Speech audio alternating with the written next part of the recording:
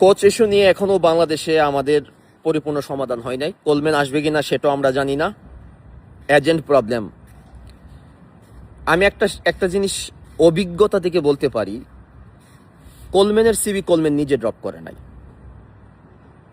কোলম্যানের CB আপনারা অনেকে বলেন না 200-300 সিবি পড়ছে, 200-300 সিবি কোচ নিজে এই সিবিগুলো ড্রপ করে নাই।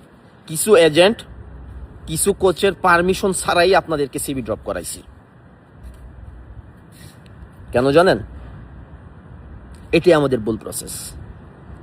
একটা এজেন্ট যখন সিবি ড্রপ করাবে তখন সর্বপ্রথম জানতে হবে তার কাছে এই কোচের ওই পারমিশন আছে কিনা।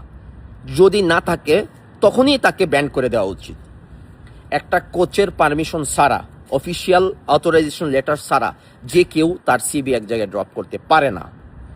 এই প্রসেসটার মধ্যে ভুল আছে। আজকে ফেডারেশন কেন এজেন্ট ইস্যু নিয়ে এই প্রবলেমগুলো হইতেছে? যদি ফেডারেশন যখন নোটিশে দিয়ে দিত যে আমরা এজেন্টের কোনো ফি দিব না, সেটা কোচ নিজে তার এজেন্টকে দিবে, তাহলে কিন্তু এই ইস্যুটা আজকে আসেই নাই।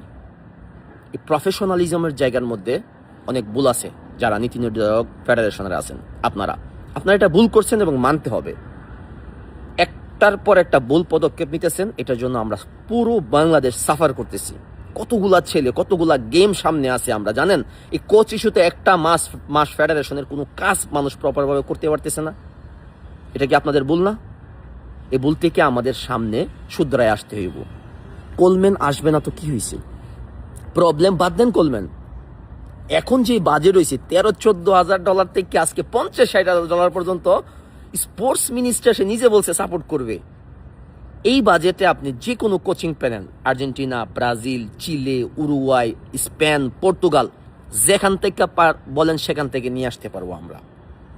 আমাদের দরকার লবিস্ট, প্রফেশনাল লবিস্ট এবং প্রফেশনাল কনসালটেন্ট, যারা ফেডারেশনের ডেভেলপমেন্ট বা একটা স্পোর্টস ইন্ডাস্ট্রির ইকোসিস্টেম ডেভেলপমেন্টের কাজ করে। আপনারা যারা আছেন, আপনারা ভালো প্লেয়ার, অতীতে ভালো খেলছেন, বাংলাদেশ প্রেক্ষাপটে ফুটবল সম্পর্কে ভালো বুঝেন, ভাই আপনাদের গ্লোবাল নলেজ অনেক কম। তা না হলে আপনারা যে প্রসেসটা মেনটেন করতেছেন, আপনারা গ্লোবাল নিয়োগ পদ্ধতিতে কোচ দিবেন, আপনারা তো নিজেরা টাইমই ঠিক রাখতে পারতেছেন না। 3 দিনের মধ্যে কোচ অ্যানাউন্স করবেন, 10 দিন হয়ে গেছে। তাহলে কোন কোচটা অপেক্ষা করবে আপনাদের? গুগলে বাংলাদেশের রেপুটেশন সম্পর্কে টিপ দিয়ে দেখেন আমরা কোন জায়গার মধ্যে আছি। ফিফা আমাদেরকে ব্যান করে দিয়েছে, এই ক্লাবের এই সমস্যা, ওই ক্লাবের এই সমস্যা। গুগল আমাদেরকে ভালো করে রিকগনাইজ করে না, চ্যাটজিপিটি রিকগনাইজ করে না। কোথাও আমাদের ভালো রেপুটেশন নাই স্পোর্টসের মধ্যে বাংলাদেশের। তাহলে ভালো একটা কোচ আসবে কিভাবে?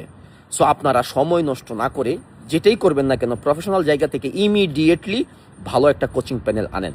তার জন্য যদি সাহায্য নেওয়া লাগে, আপনি হামজা আছে, ওর ভালো কিছু নেটওয়ার্ক আছে, আর অনেকেই আছে। আমাকে আপনারা শত্রু বানাইছেন, শত্রু ভাবেন, ওয়েলকাম। বাট আমি আপনাদের ভুল বলে যাব, আমি আপনাদের এগেইনস্টে কথা বলে যাব। যদি কথা না বলতাম, আজকে $14,000 বাজেট $50-60,000 উঠে না। আমি নেক্সট জেনারেশন নিয়ে চিন্তা করি, বাংলাদেশের ফুটবল নিয়ে চিন্তা করি। ফেডারেশনের ভিতরে অনেকে আমাকে ঘৃণা করে, অনেকে আমাকে শত্রু ভাবেন, অনেকে বুঝেন যে আমি বেশি বুঝি। আমার কোনো আসে যায় না ভাই।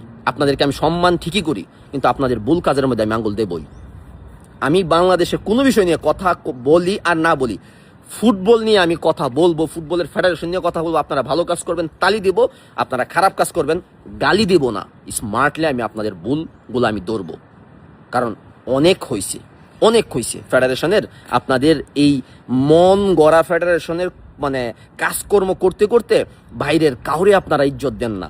আমরা কেউ কোনো কিছু জানি না। পৃথিবীতে অনেক বাংলাদেশি পোলাপান আছে, কাউকে আপনারা কোনো ভ্যালুই দেন না, যে তাদের একটা নলেজ নেই, তাদের একটা আইডিয়া নেই, তাদের একটা ফিউচার ভিশন নেই। তাদেরকে আমরা কোলাবোরেশনে রাখি, তাদেরকে নিয়ে একসাথে কাজ করি। আপনারা ইগো নিয়ে কাজ করতেছেন। কিছু মানুষের ইগোর জন্য আজকে আমাদের ফেডারেশনে এই অবস্থা। জাস্ট পার্সোনাল ইগোর জন্য আপনাদের আজকে এই অবস্থা। ইগোটা ফালান, সবাই মিলে দেশের জন্য, ফুটবলের জন্য, পুরো একটা কমিউনিটি ডেভেলপের জন্য স্পোর্টসের মধ্যে একসাথে কাজ করুন। দেখবেন দিন শেষে সবাই ভালো থাকবো। সালাম আলাইকুম।